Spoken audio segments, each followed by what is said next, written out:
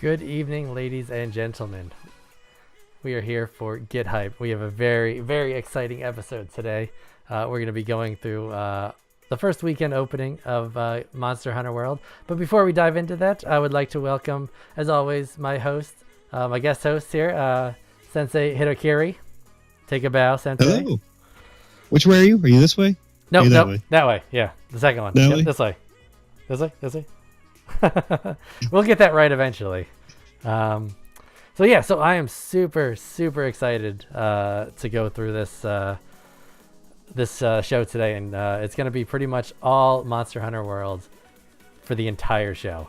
Hells yeah. It came out on Friday, which was kind of strange. I don't know if we're going to see a bigger trend of video games coming out, kind of like how movies do towards the Thursday night into Friday. I don't know if this is just a timing thing. Maybe they couldn't get servers up or something, but I kind of liked it. It was one of those, you got home from work on Friday, for those of us that work, and we could jump onto it and play throughout the weekend. So it wasn't like a Tuesday and then you're like, oh man, do I go to work the next day? What do I do? So what are your thoughts on if they start doing a more Friday release schedule for video games? Honestly, I like it a lot.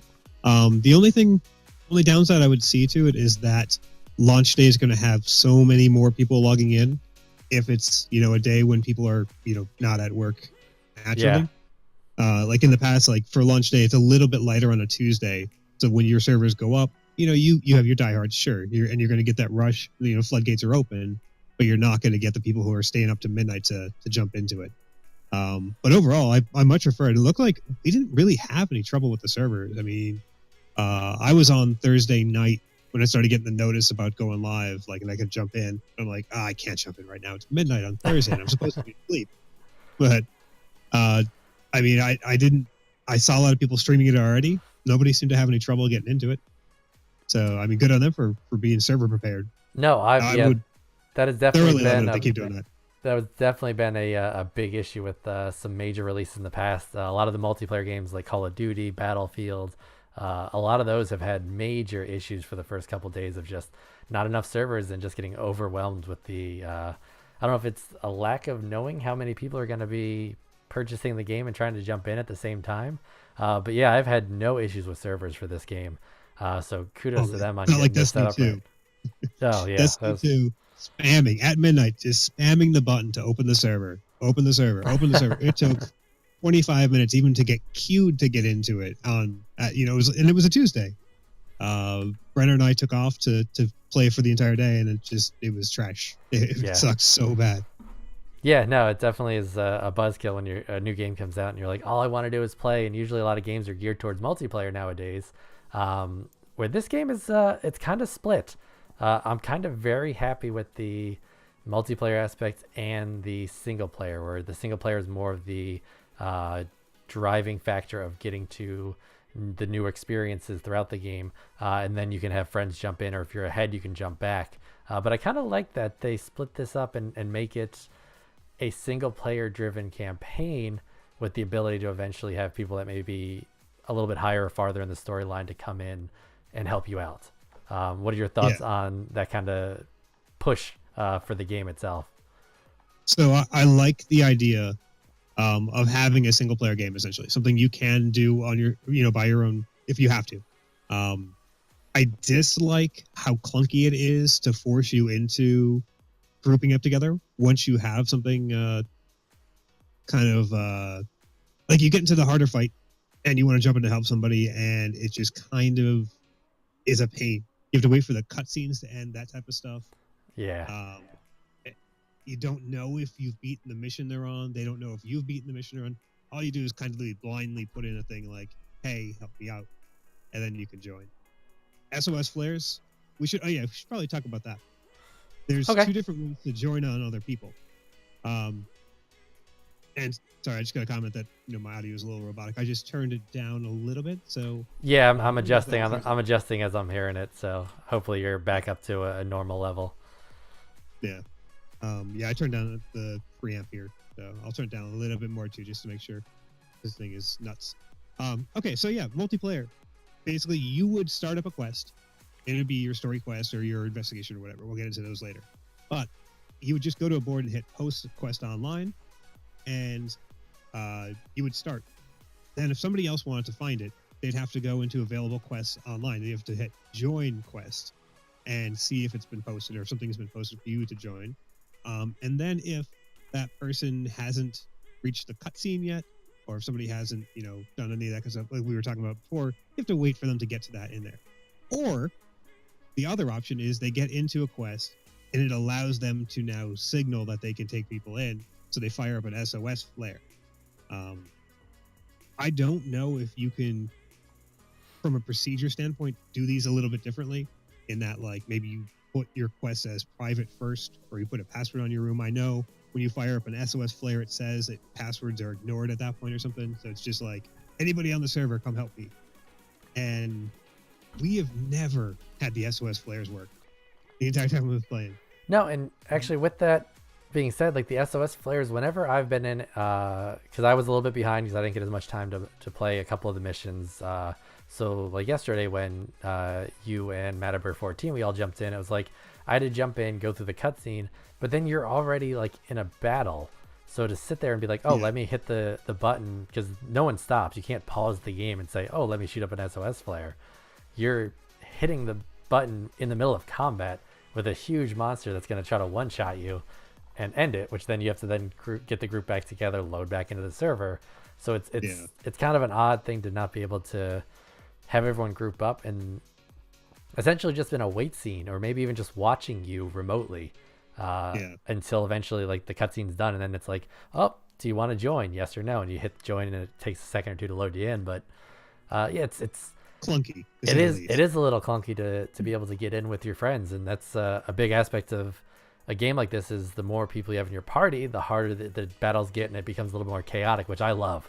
I absolutely love this battle system. I know some people have been worried about the physics of like, oh, when you hit the monster in the head with a large hammer, it should instantly be rocking around and doing this and that. And I kind of disagree. These are supposed to be these big epic battles that some of the ones we've been in have lasted 45, 50 minutes of not seeing a health bar and just not knowing when it's going to end or if we're even close. And I actually really enjoy that. That you never know. Like you get one indicator essentially of how low the monster is, and that's if they're limping away or trying to, like, if they're whimpering, that kind of stuff. You get a couple cues that way, but there's no like health bar. You don't know 100% what each, and since you could break different parts of the animal, you don't know what, how close that is to breaking. Right. Which is nice. It gives you just the drive to keep doing something essentially, because you don't know. Yeah, so that kind of brings us into let's kick off with talking about some of the monster types that we've come across. Right now in the background, we were playing against one of the I call him a T-Rex because I can never remember the names. The Anjanath. The Anjanath, that's what it is. Yeah. So we went and we fought this last night. And that was a good 30-minute battle of running around. I think we failed the first attempt, just because he kind of ran into an area that was very hard to keep tracking him down without him just constantly being able to corner us, and when you get cornered, it's a little bit tough to get out. But so that's one of the monsters, the big T-Rex. We've run into giant iguanas. I'm just gonna keep using the not so. I think they're the giant Jagras. The great Jagras. Okay. So they look like they are semi-familiar in terms of something you can identify to, but as you can see on the screen right now, this T-Rex doesn't look normal when he sprouts wings and has a huge horn come out of his face, and a lot of these cues are designed to say like, okay, now he's going to charge, or he's going to do this and that. But in the heat of battle, you're just trying to monitor a ton of different things, make sure you're not knocking over your teammates. There is no friendly fire, but you can, based on some of your moves, knock over or unsteady your teammates so they could be in the middle of a big attack, and you could knock them out of play and kind of stop that attack from going. Combo breakers. And then you also have little animals around the map of stuff you can catch with a net that just gives you some extra points and essentially XP. Or you have just other little, like the Jagras is the first large monster, the giant one's the first one we came across. But there were a bunch of smaller ones that just look like oversized, kind of like lion-sized lizards. And they're all over the place, so you can always kill them for materials, which is a big part of this game is just grinding out materials. And then there's also on even the intro map, I guess you can call it. There's this one dragon that we haven't even come close to trying to take down. Like he's just, as soon as he pops in, he'll randomly pop into a fight that you don't even want to be around him with, and he'll just one shot you and end you. So it's a very cool environment and monster system. So far, what I'm seeing is that each map kind of has a king and queen beast of that map, and it's the Rathanos on the Ancient Forest, I think it was, and Diablos on the Spire, whatever that is, like Wilshire's Spire or something. The desert or whatever, yeah. Yeah, the second map. And they just pure terror as soon as they like land into an area. Like even the Anjanath. The Anjanath is supposed to be like, you know, the big baddie that walks around just killing everything. And then this thing just lands, picks up the Anjanath and throws it across the map for like massive amounts of damage. It's kind of scary when you're in a team fight and all of a sudden you just see this dragon essentially come in and rip this huge monster that you're just like trying to strategically attack and just throws them across the map. You're just like, we should probably go hide now because we're not going to be able to attack this thing. Yeah. And that's also another cool thing. I mean, it brings us right to actual combat for how we have to approach it. We constantly, as a team, will go in, hit a bunch of times. You know, if they land hits on us, we have to pop away. You have to find a tree, hide behind it, or put on a ghillie suit so it can't find you anymore. Heal up, sharpen up your blades, get ready to go back in. It's not like a beat 'em up type thing where you just jump into the fight and just keep mashing buttons till it's over. You have to actively aim for different parts of the monster. Then you have to get out when it's in aggroed mode. If it's chasing you down, sometimes you can't get away. Yeah, I think the combat system, you can kind of explain it as a like for anyone that's ever played like the Dynasty Warriors, where it's just like large mass amounts of people that you're just fighting.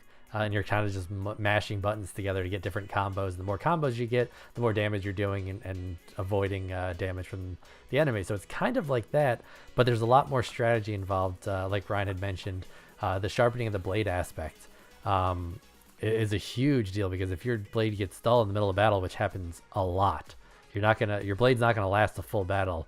But if it does get dull, you're only going to be seeing like 1 or 2 hit points every time you attack, regardless of being critical or not. So you've really got to be sharpening it constantly. So you've got to pull yourself out of battle while someone else is taking the aggro to keep attacking, sharpen, re-heal up, and then jump back in. So it's definitely strategy more so than just hack and slash until eventually the thing falls down. Oh yeah, definitely. Like on the video clip that's up right now, you can see your weapon is quickly losing sharpness. It's yellow there underneath the if you look bar. So way up there in the top. Stamina. Then there's a sword there that's halfway yellow right now. And that thing just, I mean, if you're landing hits, you just burn through that, especially if you're landing on armored parts, because all monsters in this have weak parts and they have reinforced parts. There's things you can break off them. There's ways you can interrupt them, that kind of stuff. But yeah, your weapon takes a lot of damage while you're going. And if you don't stop to sharpen it up, you could take twice, maybe 3 times, 4 times as long to actually finish that fight with a dulled weapon. Yeah, it's definitely part of the strategy you need to go in with is, even if you're solo, you've got to be able to hide real quick and heal up, sharpen up, and then jump right back into the battle, because as well as you healing up, the monsters are also going back to their nests, and if they lay down for long enough, they actually heal themselves up as well. So it's definitely a battle of, you've got to stay on top. I'm actually sharpening my blade right now, as you can see. So you actually take a whetstone out and sharpen it to get it back up. So this is a part of the fight that the monster is now trying to flee. So now it's okay. You can still track him. He's still hurt, so he hasn't started healing yet. But if he gets far enough to his actual nest, he can start healing himself, and then you're basically starting from square one again. So it can really draw these fights out if you don't constantly try to keep on top of him. So it's a matter of chasing him, potentially putting some traps down to keep him trapped in an area. Using some other methods such as poison or fire to get them with a status effect, so you can actually keep up with them, so as they're running away, they're actually still taking damage and not being able to heal as successfully. I was surprised at how much crafting on the fly comes into it.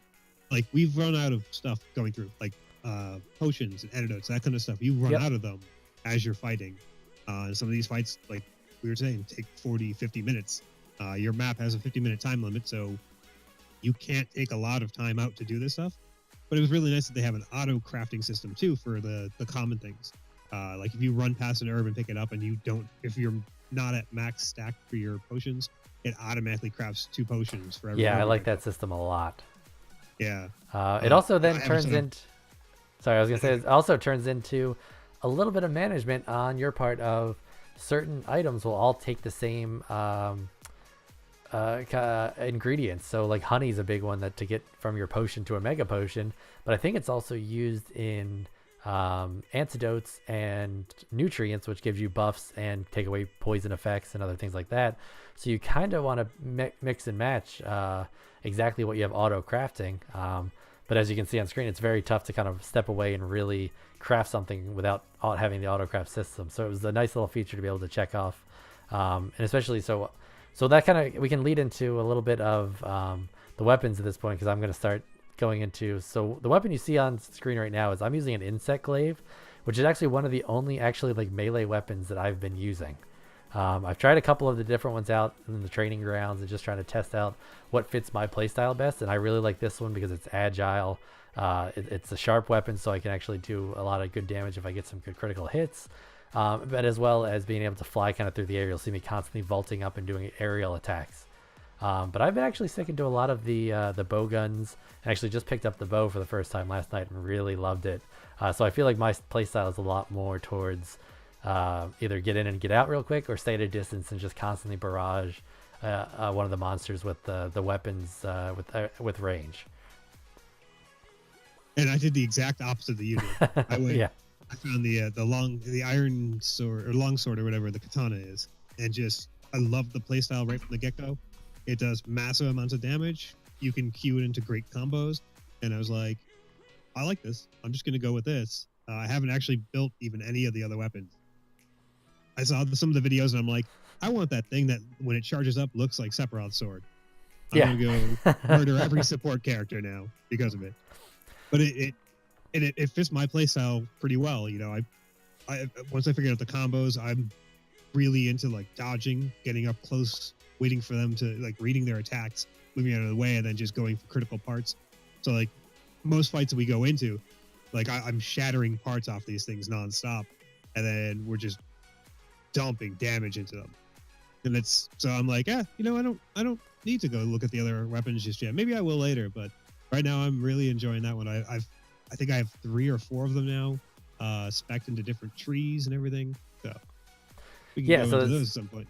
There really is, I think it's 14 different weapons, and each one is 100% a different playstyle, different button combinations, everything and anything you can think about. So it's literally, if you wanted to go through this game 14 times and have it be a completely different experience every time, you can do that based on just picking a different weapon. So it's really does have a very wide variety of what you can do in terms of, are you going to be one of those guys that, like I said, there's a hammer that's one of them that I may end up trying out just because it's a big blunt object that it takes a while to swing, but if you make contact with a part, you're going to be breaking off armor pieces left and right. But it's that big bulky kind of, you've really got to get yourself positioned and have defense to be able to take a hit while you give a hit. Where a lot of, I think, like what Ryan was explaining, that kind of long katana looking sword is very much, you get in and get a lot of damage off, but you've got to be able to dodge because you have no defensive ability with it. You're just a big sword that is very quick to slice, and then you got to move out of the way. And then a lot of my play style, like I was saying, is that distance. A lot of the guns I've liked to use, they've got a huge number of aspects, such as different ammo types.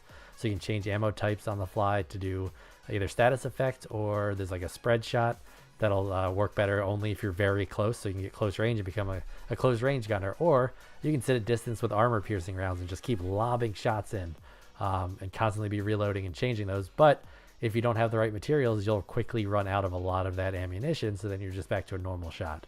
So it's really can be just whatever playstyle you feel will fit you best.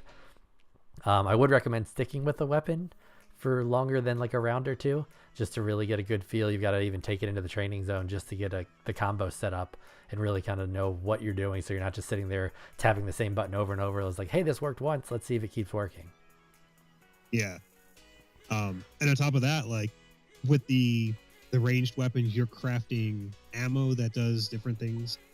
Whereas the melee weapons, you have to craft a whole new weapon before you even go out. You can craft ammo on the fly or bring different types of ammo with you. But yeah, that longsword that I have one that does the water elemental damage and fire one. There's a thunder one. Like I have all these different ones that I have to kind of gear up before I go on the fight. Whereas with the range one, you have a little bit more flexibility. But like Mike is saying, you run out of that ammo and you're kind of screwed. So it's a trade-off. Definitely. Yeah. And with that, you're explaining kind of that you've got different swords. Let's kind of go through the leveling system for this game because it is very in-depth and can be kind of overwhelming at first. I know I'm still trying to get a good grasp on it. But for weapons, at least, you start out with, you actually have one of every of the 14 base model weapons they put in your inventory. So right off the bat, you can basically pick and choose which one you want to go with. Or test it out in the training zone and kind of really see what plays to your style best. And then from there, you can go to the smithy and you've got multiple trees for that same weapon that it can go up and down. So the branch, essentially, you start at your basics and then you've got like 3 different branches based off of what materials and stuff you've discovered. It doesn't just give you the material list of, hey, you need this. As you're trying to level these weapons up, you're actually needing to just go out and figure out what's this question mark to make this. You don't know. It doesn't give you any indicator. So I actually really like that because it means you've had to actually go out and put the grind in to just find new materials, kill different monsters that you haven't seen before or haven't come in contact to, because every time you kill one, sometimes you'll get a hide, sometimes you get a tooth, and that tooth is what the missing piece was, and now you need 4 of them. So now you're like, okay, I got to keep killing these animals to grind out a certain part, and it's random what they drop every time, so you're not going to get the same material. So you can't just say, oh, I need to kill 4 of these giant Jaegers or joggers, whatever they are, and go from there. So it's a really neat in-depth system. So as Ryan was saying, I'll let him kind of go off and talk a little more on it, is he had different elements that he now stores, so it gets you ready for different types of fights. Yeah, basically, so I started with just an iron katana, and as soon as I started killing stuff, there's also bone piles around the map that you can get bones out of. You can get them from harvesting things. You get them as rewards. That opened up the bone sword tree or something like that. So I could basically go now like bone sword 1, 2, 3, and 4. But then, as we were killing stuff, new materials dropped, and all of a sudden I opened up the Jirikura tree or something like that. And then the Anjanath tree. These were all related to specific materials that come from different monsters. But I would have to craft like a bone sword up to like level 2, and then split it down into another part of the tree for something else. So as you're playing, you unlock more and more the more stuff you kill. And there's a bunch of stuff going on in chat. I'm just trying to figure out what's going on there. No, they're just discussing the game, if it's worth it. Just as a little intermission. I'm pretty sure I have a lot more than 4. I'm not. What Diggs is saying is 100% wrong because only half of my map is revealed. So let's just leave it at that for right now. But yeah, for the weapons, like you steadily unlock more and more pieces to it. Hell, even there's a like mineral deposits on the map that you can harvest, and those even unlock different like armor pieces and different weapons, that kind of stuff. Yep. So it's like the more you do, the more you unlock, the more materials you get, the more weapons you get to make, the more armor pieces you get to make. Yeah, it's really involved. Even the armor, and you can have a bunch of loadouts. I haven't started going through the full loadout scheme yet, but I think as we get into more of the middle game, towards the end game, it starts becoming, all right, you're going to have to go and fight this monster, and it's the Anjanath's an example that we're fighting on screen. It will breathe fire as it starts getting agitated more and more. So you've got to potentially gear yourself up to be more fire defensive. So certain gear is better at fire defense, where some will actually give you negative stats against that. So that it actually would increase the damage that one of these Anjanath fire bursts would actually do to you. So it's going to still, I think eventually we're going to get to that point of changing up as Ryan has different weapons, such as a fire sword or a water one, depending what we're fighting, and knowing as you start fighting them more and tracking them down, you start to learn more and have a monster book that you can open up and see what best weapons to use against it, what elements is it weak against, what elements does it have. So you're actually gearing up to strictly fight that monster, but at the same time you've got other monsters on the map that may start attacking you or it, which have the opposite effect and can actually hurt you even more. So it's kind of a mix of constantly being aware of what you're doing and what's going on, with also upgrading and keeping a stash of a whole bunch of different sets of armor. Right now we're just basically working on defense, because I haven't noticed a huge need to be very focused on a certain defensive set. So I'm not sitting there saying I need only fire against this or only water defense. So it is a very neat in-depth aspect of them knowing that you're not going to get one set of armor, one sword, and be like, this is what I'm doing the entire game. Yeah. Planning your hunts, very important. I don't know, Diggs. I wouldn't say that you were locked in. You only play by locking yourself in. You literally didn't pick anything from any of the resources that you've run across. We were having this conversation earlier. He runs through a map without picking up anything. It's like, clearly this is all the game has. Like, you play it very different than anybody who plays this game.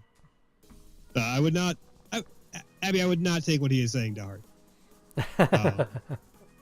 There are many ways to fight things in here. One of which is just to spam it nonstop and pray to God you get through it, and you won't eventually. Yeah, I think as we get into some of the more difficult battles, it's going to definitely become strategically planning attacks together. We were kind of doing it last night in this Anjanath fight that's still going on, by the way. I queued this video up just as we were starting up, and we've probably been fighting this for 20-some minutes now.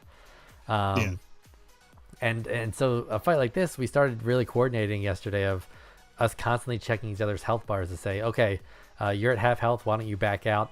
I'll take all the aggro right now and then try to get you healed up, get you sharpened up, you come back in and we'll switch out.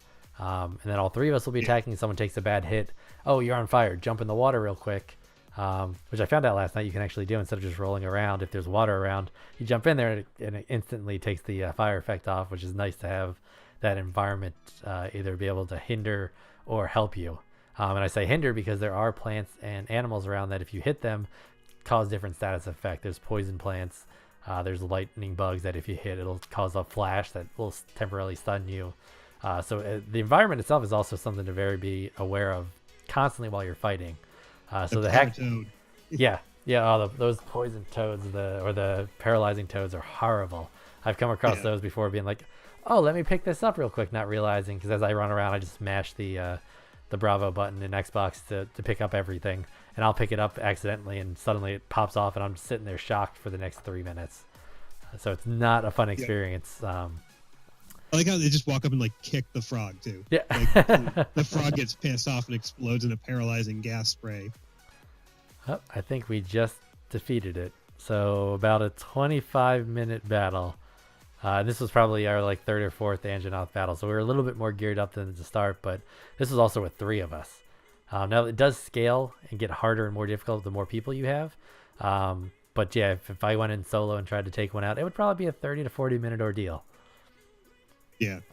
I think I don't need any more of those. I think I need bird ones for one of the weeklies I have left, but I had to kill 4 of those things, and it's an ordeal every time. It's getting easier now that we're leveling up gear, but yeah, it's nice. Eventually, as you level up gear, you can also have an additional slots for either for me. I'm always looking for some of the bow guns to see if there's better reload times with certain sets of armor, and depending on how you stack them up, they do give you certain perks. But we're slowly starting to crawl into that kind of mid game where you actually get better sets that are a rarity more than just the rarity ones. They do a rarity system. I don't know how high it goes, but I've only been seeing 1s and 2s, or just started seeing 2s.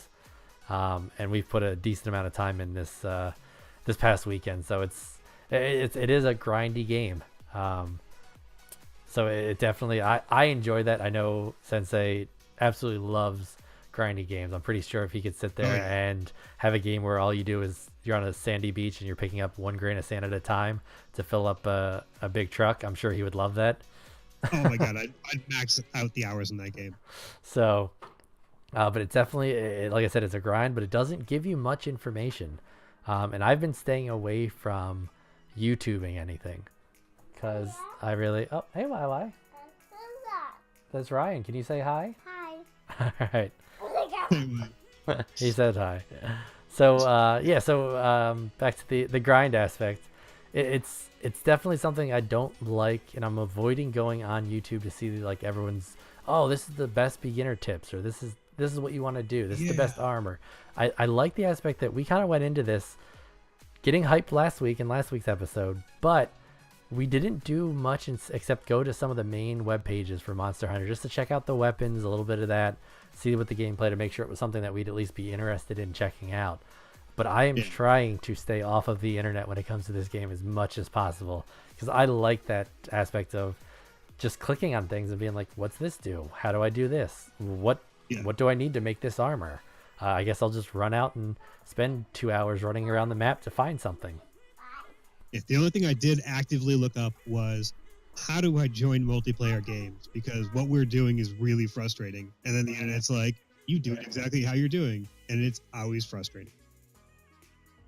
There's no way around it, unfortunately. Now, granted, we figured out the rhythm for it eventually, but like it was always a pain in the butt. But yeah, like Mike is saying, there's no real reason. And it always brings me back to this Reddit adopt a hunter nonsense, where like you need some neckbeard to walk you through the game because you're not going to figure it out because you're too stupid for a new person ever playing this game. Reddit is the worst, and anytime somebody suggests Reddit as the solution, they're the worst too. So that's my that's what really grinds my gears. There you go. I was waiting for you to say it. Yeah, it's one of those. I can understand that there is a lot to do in these games, so it can become overwhelming. But I think the game is set up pretty well. That you can just, if you just take the time to even just walk around town. I know I didn't really start doing it until probably Saturday, of actually going to like everything in town and clicking on everyone and talking to them and figuring out what each of them do. Because it's not as easy. A lot of games will just put big exclamation points, whereas this one does when there's something you have to go and talk to someone about. But it wasn't like, oh, hey, you got to go to this guy. And then once you do the next mission, this guy becomes available for this very specific task. And it doesn't build you up like that. It's just kind of, hey, you can go off and do it however you want. I'm sure we'll get to the end game and not even realize there was something that we could have been doing the whole time, which would have helped us. Oh yeah, that's what I made the joke in our Discord the other day about checking your deliveries. If you have delivery turn-ins, I didn't realize, like, so there's 2 campsites I came across out in the wild. They're like, oh, if we talk to the resource people, we'll set this up. And I did. I talked to them many times, not realizing that if I went down 1, 2, and onto the third one, complete deliveries, and turned in those deliveries, I would have had extra encampments on my maps. And so, like, I just turned them all in because I had like 6 that were there. And as soon as I turned those in, I got a whole bunch of new stuff, new recipes, new locations on the map. And you just like it. There's a lot to do if you are thorough. Yeah, it's definitely one of those very in-depth games that you can figure it out, but like you said, you've got to be very thorough in going through. Bless you, Wyatt. He just sneezed all over the place. So that's a different type of monster I've got to go hunt later. But yeah, I've been loving the game. I will say though that the quality of the graphics is probably the big downside to it. I will not stop playing because of it, but I can definitely see that it may look a lot prettier on PC once it comes down to that. Yeah. And I've seen some of the graphics for the PS4. They look a little bit better, but they're still not great either. Yeah, so I don't know if it's really it's a downside in terms of when people look at a game, they're like, okay, we always want to see a progression in quality, gameplay, smoothness, cutscenes, anything like that. But it's not necessarily a bad thing. I don't know if there's just so much going on that they tried to do graphically that they were just like, we want it to be beautiful, but we also want it to be very smooth. And maybe the technology is just not quite there with some of the consoles. Honestly, the daytime ones look fine. Like if you're out in the sunlight, everything looks nice. Yeah. lens flares and all that kind of stuff that help. And then you do a nighttime one or one during a rainstorm, and it's just like everything's blurry, but not because of the storm or the night. It's just like all the textures get a little fuzzier. Yeah. Now they're like downplaying it to load more into the environment, which sucks. I've been having that red flash glitch every now and then. I don't know if it's actually in this video or not, but there'll be times I'll be waiting. I'll be waiting at the quest the quest box, waiting to jump into a map, and I don't know if it's because that area is red that something like the rendering just slightly goes off, but it's constantly like, oh, actually it just happened on screen right now. So if you're watching the background, you may see it. It's just kind of it flashes on me, and then it's like a red flash. So I don't know if it's just something rendering, or what. But yeah, that's so far that's kind of my only gripe. It's just the graphics and the flash of getting that. That doesn't happen usually when I'm actually in a battle. It's usually just in town when I'm trying to sit around and I'm doing crafting or waiting for a quest to load into actually the map itself. But it's in a lot of those lines, it's not. We don't have any trouble with slowdown, which is nice. You don't run into a map and have to deal with constant loading. You preload before you go into a quest. You can still move around town while it's preloading, and then jumping in is a minute if that. Like it's usually not a long wait. And I think a lot of that is because you load the whole map all at once. And as you get your tracking skills better for some animals, especially the bigger ones on the map, you can actually track them clear across the entire thing from north to south and just click on it and say, all right, let's find the fastest route to get to them and go that way. So it's definitely all loaded at once. So it's definitely a nice feature to have that. So you're not getting to a certain area and like you do that kind of like, oh, your guy's running in place. And then suddenly it does a quick cutscene to load you into a next section. Once you actually do get on the map, it is all inclusive at that point. As well as the regeneration of materials. They are always in the same spot. So your map will slowly become littered with the hundreds of different materials that you can find and gather. So that's kind of nice to know, like, hey, if I need to, I know one of the missions that we did for you last night, Ryan, was grab the cactus. Yeah. And it's the same 4 in the same area. You've got like a 50-minute timer, and they respawn every like 5 minutes. So it was just run to 3 or 4 of them. By the time you got to that last one, you were turning around and running back to the beginning, grabbing that while you're fighting a couple of smaller monsters along the way, and just grabbing material. I definitely recommend before going out on a mission or expedition to clear out your inventory pouch as much as possible. I know you want to keep some materials on you to be able to craft, but for the most part, we found that you keep a couple of mega potions, a couple of regular potions, whatever stack you actually put in your inventory, make sure it's maxed out, and then you just grab everything on map. There's plenty to grab and do when you're on the maps. Yeah, like definitely gear up for a fight if you're going to go for a fight. If you're going to go farm, empty it out. Every time you'll need maybe some potions, but you'll likely find herbs and honey along the way, and it'll auto craft them for you. Then you'll just have more in your stack.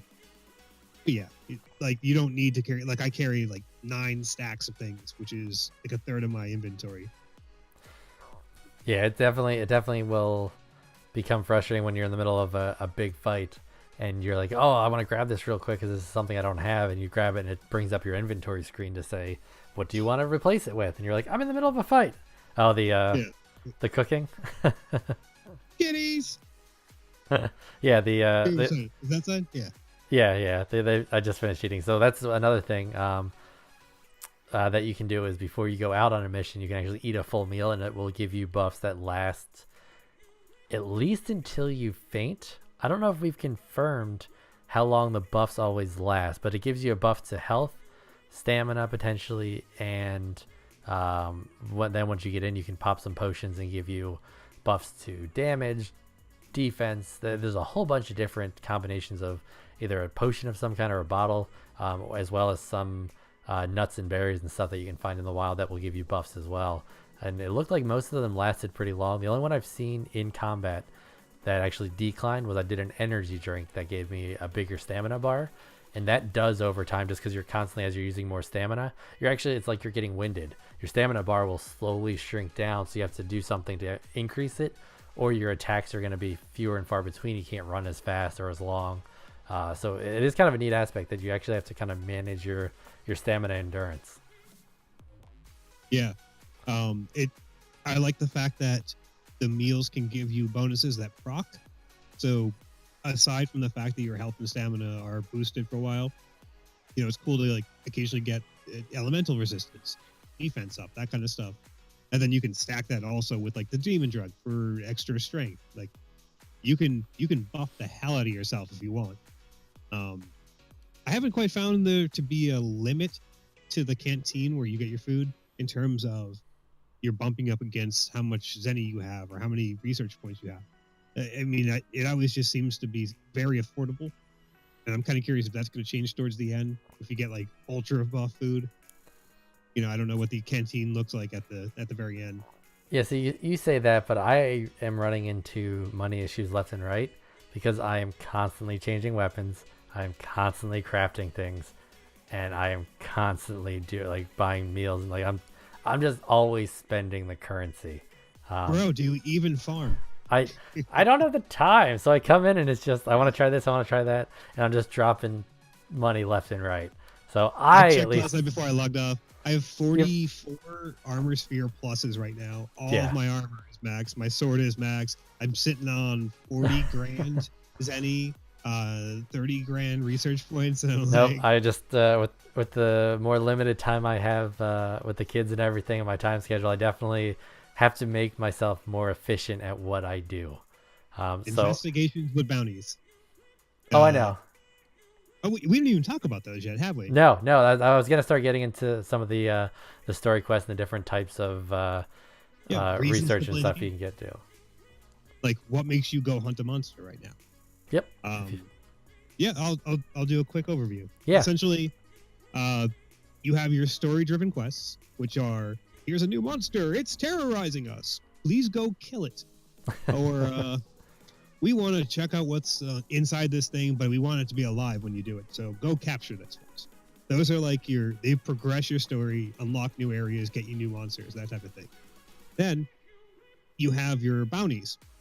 Bounties are one and done quests that are like collect some flora, find cactuses, kill like the cowbee that are on the screen right now. They look like deer, but they move like goats. Kill like 20 small creatures. You get 6 at a time, and as soon as you finish it, turn it in. You get something for your armor to buff up. You get some cash, and there's an instant one to replace it. They constantly cycle. They're always there. Then, as you're doing things in the real world, you kill stuff, and it gives you investigations. Investigations are like capture a brute wyvern, which would be something like the Anjanath that we looked at earlier, the giant T-Rex. Or kill 20 of these little mosquitoes that are super freaking annoying. You can have up to 250 investigations in your book at a time. So you have 3 different mechanisms right then and there to go out into the world, not to mention quests that you get from things like the canteen. The Meowskiller chef who runs the canteen gives you quests like, go get me 20 cacti, and we will upgrade this thing right here. I will say he is one of the best characters in terms of, if you watch the cutscene earlier or play the game and watch any of his cutscenes, all of his minions essentially do all the work, and then he like puts like a piece of parsley on the end or the end cup to like a chicken wing, and just like carefully places it, and then everyone's like, "Oh, you did so well," but he literally does nothing the entire time. Yeah, the Meowskiller chef is always like in the background, just like this, like folding his arms, flexing. He's got like one eye because he's badass. All of his jokes are puns on either being a cat or being like a gym nut. Yeah, fantastic. Even his meow when you first meet him at the table with everyone else, he even just like meow. Like it's very deep, I can't do it because I don't have a very deep voice, but it's very like a masculine meow, and I'm just like, how do you make a cat masculine like that? Like, but yeah, he is pretty badass, and I love all those cutscenes of different food. But yeah, going into the map, like right now, all I'm doing is I just went. Ants? What's that? What? I didn't know you could capture ants. That was what. Didn't you hear my song last night? I heard your song. It was an Oh, insane song that you were singing. I had no idea what the context was. yeah. So when I'm grinding things in games, for all my followers watching, I always get into some kind of song of like this. I was singing like, "Gonna catch some ants, gonna do it right, catching ants all night long," something along those lines. And like the other guys are just listening as they're off doing their own kind of research or their own kind of missions, and they're just like, "What are you talking about?" And Ryan, for the first time, just saw on the screen me catching the ants, Yeah. which is actually a mission. I got into the map, and I was just doing an expedition, so I was just walking around just to see what was going on. Came across a character that was doing research and needed me to find ants. So I went around with my net, and I just started catching ants. And while I'm doing it, I'm sing a happy song and go from there. So it brings enjoyment to my grind. Yeah, I mean, you basically just jump into a map and more or less dick around for like 50 minutes. No problem. While you're on an expedition, you're not hunting anything in particular, but all the big guys do spawn if you want to kill them. The longer you're there, more might spawn. Yeah, and so Abby, I see you asked about catching larger creatures. Not with that net. With that net, it's got to be something small, like a size of a rabbit or something like that. And I think I shortly here may even attempt to try to catch one of those like antelope type things, and it just hits it, does like 2 damage, and then the thing runs off. But you can, and some of the quests do require you to catch something, like one of the larger monsters. So you got to fight it. You first then get it to limp around. You got to run in front of it and throw a trap down or know where it's going to be going. Throw a trap down, and once you stun it, you've got to use a certain bomb type that'll actually tranquilize it. And then at that point, it's considered captured. So it takes a little bit of doing. I know the first night we tried doing that, we were very confused on what to do. So we were trying to figure out, if this is the nest, let's put the trap right here, but it would always avoid it. And it just became a big mess of what we were doing. But yeah, you can capture some bigger ones. I think I'm trying to just capture the ants and small rabbits, stuff like that. It gives you research points, which are used for upgrading, crafting, a whole bunch of different things. There you go. There, I just caught a rabbit, and it gives me a couple points on the side. So it's little things that you can actually grind out some essentially XP, I guess is kind of what it is. Yeah. So you don't have we should probably say that there is no like progression system on your character in terms of like the standard leveling system. Not like it's whatever XP you wear gets and build. Yep. It's all in the gear. The only thing that your hunter gets is a rank, which only unlocks what monsters you can hunt, and that's more about just progressing the story. Yeah. Yeah, they don't want you to be a level 2 with entry level gear going after the end game dragon. Like, it's just, you would instantly spawn and just be like, oh look, let me pull out my weapon, and it would just mow you down. You'd spend more time in cutscenes waiting for it to load than you would ever playing the game. Yeah. So basically, the game is spent trying to make sure you have a high defense rating and you have a high attack power, and you've customized your resistances and that kind of stuff for the hunt. Because later on, I mean, I've gotten to the ones now where they're doing ice attacks, and I'm just getting wrecked because I have like no ice defense at all. Yeah, so that's where you start having to do different sets and actually using the research. So it actually does benefit as you progress through the game more, and as we're starting to get into like the middle game, I'd call it. To actually get that research for that individual monster up to level 3 helps a ton, because then it tells you a lot more of what it's good against, what it's bad against. One of the monsters that we've fought before that gets in the mud and has mud armor, I think I have him up to level 3, and I was looking at the stats, and it's like, if you have him without mud armor, you want to use I think it's fire, but if you use fire when he's got mud armor, it will absolutely have no effect. So as the battles are going on, you're constantly actually having to change your strategy. So you can't just say, oh, this thing's weak to fire, I'm going to put all my fire equipment on and go in, and that's going to be the end. You have to sometimes use your slinger, which is a little wrist activated slingshot that you can put different types of materials you find in the map onto it. Typically you find stone, there's some nuts, some water things around different areas, and each of those can be used to affect things differently by either hitting a wall to distract the monster, to stun it, to just knock something else in the environment to fall down. There's some areas that you can knock giant boulders on top of them to do a ton of damage and try to get a lot more hit points off of them that way. So the environmental stuff is so fun. Yeah, it's constantly changing what you're having to do. So I think as we are getting into this middle game, really starting to say, okay, I'm going to work on having a set of armor. It doesn't have to be the same set. It could just be a headpiece from here, another piece from here, and trying to gear up to be resistant enough to defend yourself. Because like I said, if you start getting into some of those negative stats and then you come across, you've got -8 to fire and you come across an Anjanath and he burns you, you're going to take you probably will go down pretty quickly. Yeah. You basically, you will get wrecked real fast. Like, we still have to kill this Rathanos. Yeah, I know. Like, what we're going to do, because he's still trashing us. Yeah, that's going to be rough. So as you see on the screen right now behind me, actually, I was looking at the bow system. This is what the tree system looks like to unlock different types of weapons, each one doing something slightly different.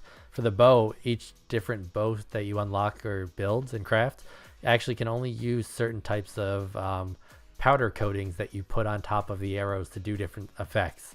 The one that I end up crafting and using was either a close approach. So you put a close, that was kind of your unlimited amount for close range, doing a triple arrow that hurts them. And then I could only put either poison or I think a sleep one. I can't really see the text on screen right now, but there's only 3 certain types of powder coatings I could put on, but I didn't have any of them. I think I ended up being able to craft like 2 and 3 of them max. So I'm taking 3 shots and it's done. So I'm just back to using normal ammunition. So it's, but the tree system you see is as you find different items, there's different naming conventions as you go up this left side there that tell you what that tree is and what you're actually looking for. Usually it's going to be the name of a monster that you kill. And so that's going to be the tree system of, hey, you want to get this kind of material. And actually each weapon looks different based on the type of monster parts that are used to craft it. So I think that's a really cool touch of, hey, this is what I'm going to go and use because I killed this animal, and you'll see that it's feathers on the side, or it's going to look really tough and rigid because the animal was, and the monster was a very rigid type looking animal. Yeah, I love the look of these armors and whatnot. It just, and more importantly, I love the look of the Palico armors. So like, you get this this kitten companion to follow you around the entire time, and then you can armor it up, put a weapon on it, and they look ridiculous. And it's the same way with like the armor trees that exist for your player exist for your cat as well. Yeah. I think when I started, I put a bunch of bone armor on them, and it actually looks kind of like a like the rabbit from Donnie Darko. So it's kind of got a cool little aspect like that where you can add different features. I know I was watching Mataber earlier today, and he put the Anjanath armor, I think it was, on him, and it actually looks like a tiny dinosaur. It's actually really cool. Like, it's got like a helmet piece that looks like a dinosaur head. That's got a little tail guard, and it looks pretty cool. But each one of those also will affect your Palico and what it can do, what it does for you, and helps you out. Because when you're doing some of these solo, or if you're with one other friend and playing, you have your Palicos with you. Once you get to 3 players, your Palicos basically hide on the sideline. So it's just the 3 of you actually playing. But yeah, it's been a ton of fun getting into this game. And here's the inventory system you can see up now on screen. I'm dumping stuff into my main stash just to clear out before I go out. This is when Ryan and I went out just to kind of hunt some stuff before calling it a night last night. But yeah, it's been a ton of fun. I look forward to continually playing this for the next couple of weeks at least. I constantly feel like there's something else to do, which is very enjoyable for me. I mean, I have almost 40 hours in it just from this weekend. So, yeah. And I still feel like there's a ton to do. Like I said, I'm just getting into this new map. Got new armors to craft. I need to go farm again. I think I have like 170 active investigations right now. I got to clear some of those out. Get some bounties going. Yeah, farm it up. So far, I think the hype was definitely real for this game, and what we were promoting with the little bit we actually looked into it going into last week's episode. So I'm very, very pleased with this. The only downside is it is cutting into some other games such as Subnautica and some other ones that I want to be playing and checking out. But I just play some Tarkov again. Yeah, every time I look into doing that, it becomes. Oh, here's Wyatt back. It becomes. Here's my notes from last week. Will I have to collect every resource I see for crafting? No, you do not. That is basically for random items you can use and that kind of stuff. It is not necessarily, you don't necessarily have to collect all that. You can buy a lot of things too. Scout flies look like finding dead agents in the Division. Scout flies are actually really helpful and super fun. The more paw prints and mucus things and stuff you find, the cooler they become. And also they help you find items in the wild to pick up, like mushrooms and bugs and all that kind of stuff. It highlights it on the screen on the bottom left side. You're like, sweet, I know there's a thunderbug around here. Need that. And you go for it. Yeah, having the scout flies upgraded for monsters and tracking them down. I think some of the ones in the first map there, I can track clear across the entire map just because I've got them fully maxed out. So it's like I jump into the map, I'm like, you know what? I got to kill 2 of these. Let me go find them and track them, hunt them down right now. And I know exactly where to go. So it definitely is a neat aspect to have that. So any other notes from last week that you've got in front of you that you want to kind of like remark on before we start wrapping up here? Sure. So basically, I had a concern over a time limit. I was confused. I didn't understand why there was time limit, but honestly, it feels there's plenty of time. There's plenty of time in a fight. If you go over 50 minutes for a fight, yeah, you should probably wipe it. You're not getting it because you're clearly undergeared and you're just trying to fight outside your weight class, if you will. And I think that's why they have those limits, is just for a gear check. I mean, you're probably going to be getting hit a bunch and knocked down and getting your 3 knockouts anyway. But I think it's definitely a gear check of, hey, if you're not killing it in 50 minutes, either you're letting it get back and heal up and running off and doing something else, so you're not paying attention, or you just don't have what it takes to kill it. Yeah, like I went to this new map and I had to kill something, and I did. And on the way to the quest marker, I ran into something else. I'm like, oh, well, I'll try to fight this thing. And it starts wrecking me. I'm like, wait, this is well outside my class. I need to run. And that's what I did. Was able to avoid it, get out of the way, end the mission. Like, yeah, if I stayed there, I would have easily hit that timer. Last thing, it was squads / guilds. Oh yeah, real quick. So a server can hold 18 people. Was that what it was? Something like that. A session. Essentially, they call it an online session or a squad session. Basically, you can have 18 people on your server in your players list. Only 4 can go on the quest with you. So you can still have everybody join on your session, and then people can rotate in and out if you want, which is kind of cool. It's just a little confusing at first. Yeah. So with that, we're gonna kind of wrap up here, and I'm assuming you're gonna be playing this week. Anything else on the docket to play? Honestly, I've been craving some Tarkov again. Okay.